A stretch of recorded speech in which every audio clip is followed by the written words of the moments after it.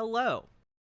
So, many of you might be familiar if you watch my live streams that sometimes there are people who come in and say, Jack, black people can't be white supremacists. Or, Jack, Jewish people can't be neo Nazis. That one literally happened yesterday. But not only can I give counter examples from various points throughout history, the news has intervened to provide me with a living example of how Jewish people can indeed be Nazis. So, here's a story, and it's being presented as kind of a feel-good time here. Ezra Yachin, at 95, is the IDF's oldest reservist. He's been drafted into the reserves to boost morale by talking with soldiers. Despite enduring a tough childhood in Jerusalem marked by riots and unsettling scenes, he and his friends played a role in founding our great nation. His message, don't give up. Not even now. And, you know, you might look at this picture and be like, huh, that guy's really old. And then you might do some mental math.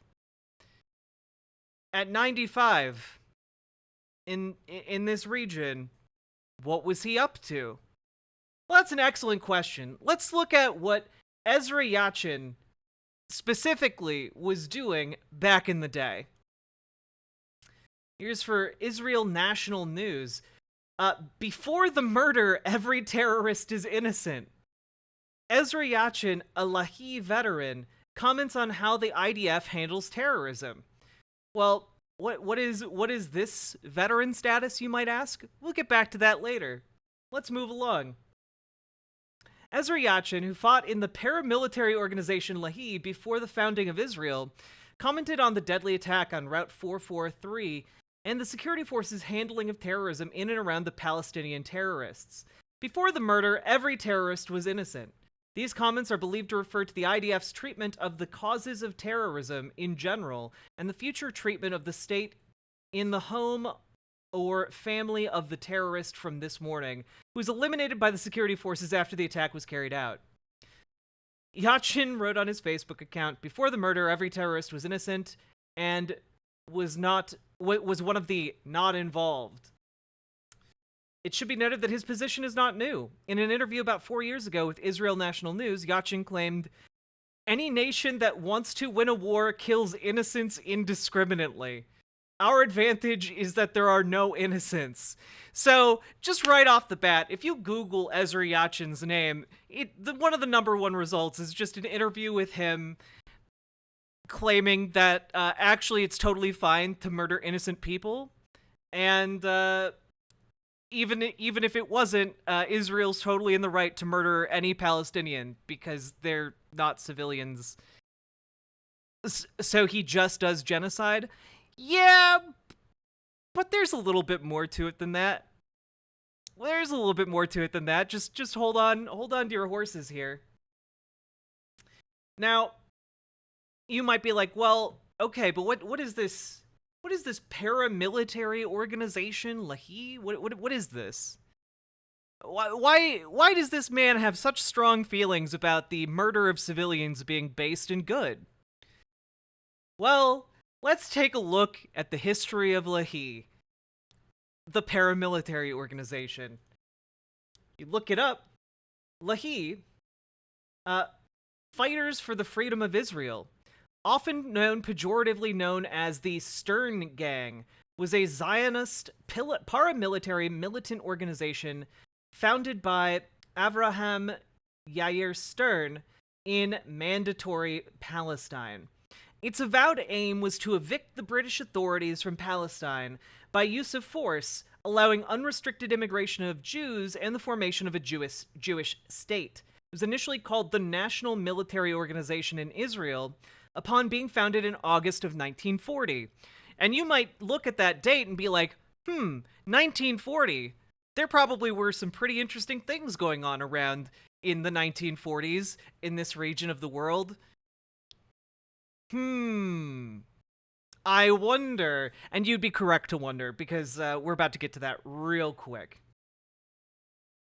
Upon being founded in August of 1940, it was renamed Lahi 1 month later. The group referred to its members as terrorists and admitted to having carried out terrorist attacks. So, just as an FYI, Lahi is explicitly a terrorist organization that explicitly called themselves terrorists and carried out massacres of civilians.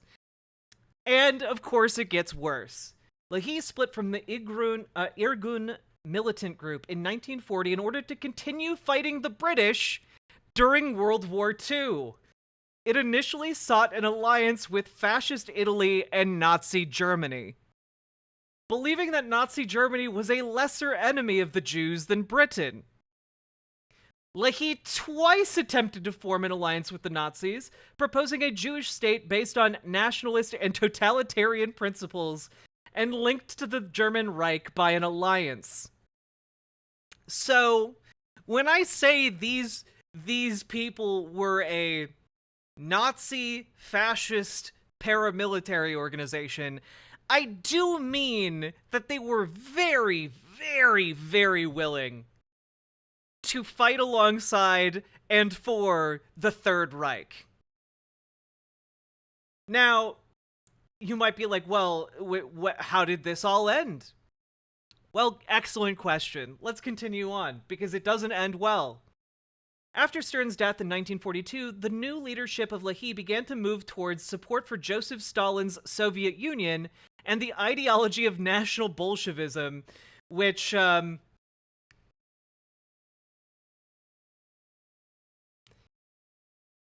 again, kind of just a lateral move here. Yet, actual Nazbols.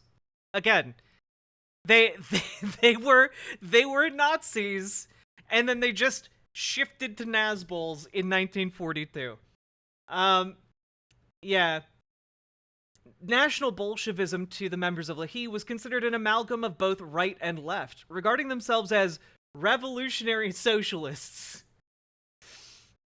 The new Lahi developed a highly original ideology, combining an almost mystical belief in Greater Israel with support for the Arab liberation struggle.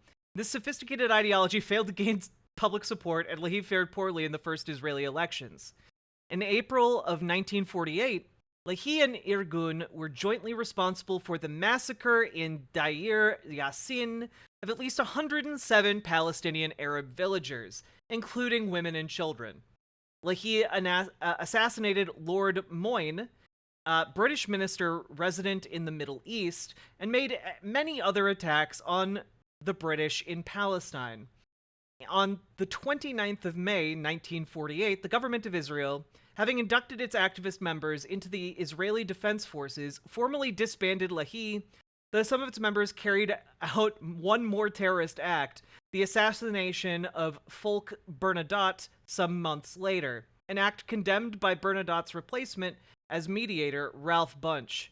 After the assassination, the new Israeli government declared Lahi a terrorist organization, arresting some 200 members and convicting some of the leaders. Just before the first Israeli elections in January of 1949, a general amnesty to Lahi members was granted by the government. In 1980, Israel instituted a military decoration, an award for activity in the struggle for the establishment of Israel, the Lahi Ribbon. Former Lahi leader Yitzhak Shamir became Prime Minister of Israel in 1983. So, you might say, wow, it's really good that they condemned Lahi and, declared it a terrorist organization, but it really didn't do much to hinder the welfare of the former avowed terrorists of Lahi, who went on to do such things as become Prime Minister of Israel and, do more assassinations and such. So, the feel-good stories you're going to be seeing circulating in media about, oh, look at this old guy, he's keeping up morale by telling nice stories. This guy is literally a terrorist. Like, he's literally an admitted terrorist from a group that called themselves terrorists.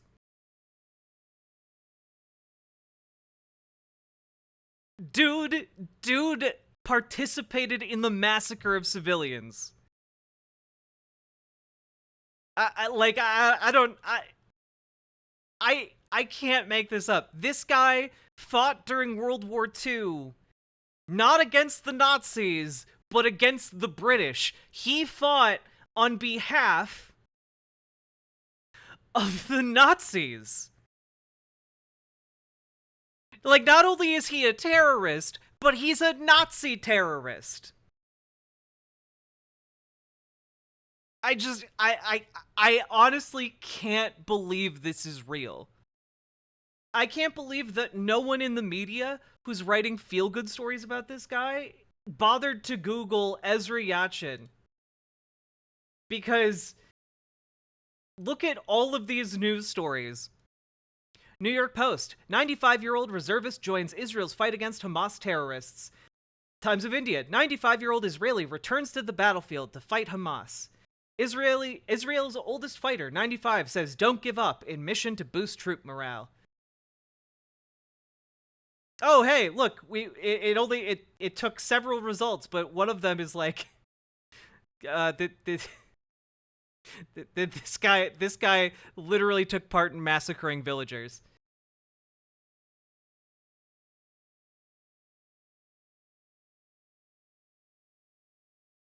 Oh, hey, I didn't find this one.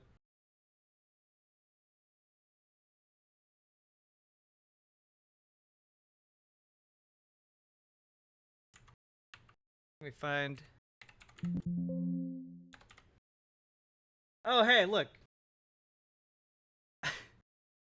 War of Independence veterans protest defamatory Netflix movie. 5 ex-soldiers demand streaming service immediately remove film depicting them and their comrades killing Palestinian children and babies in cold blood.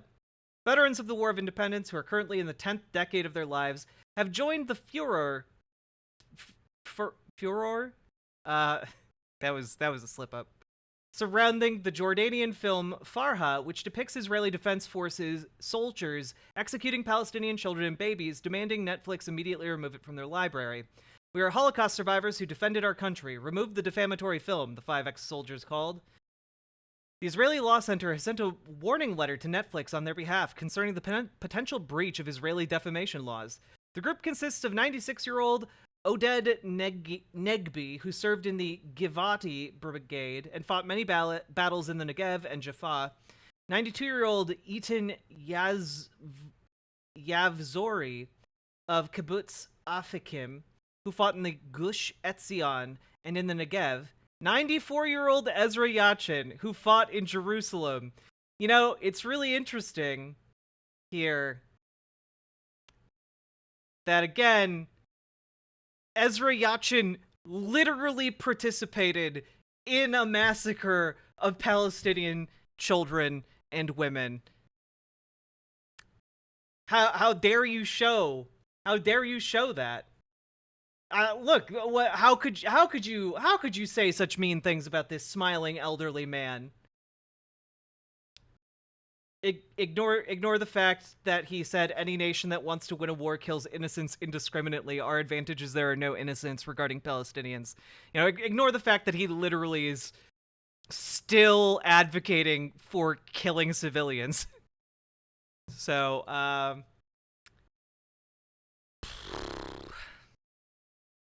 yeah. Anyway, I don't really have anything with which to wrap this up.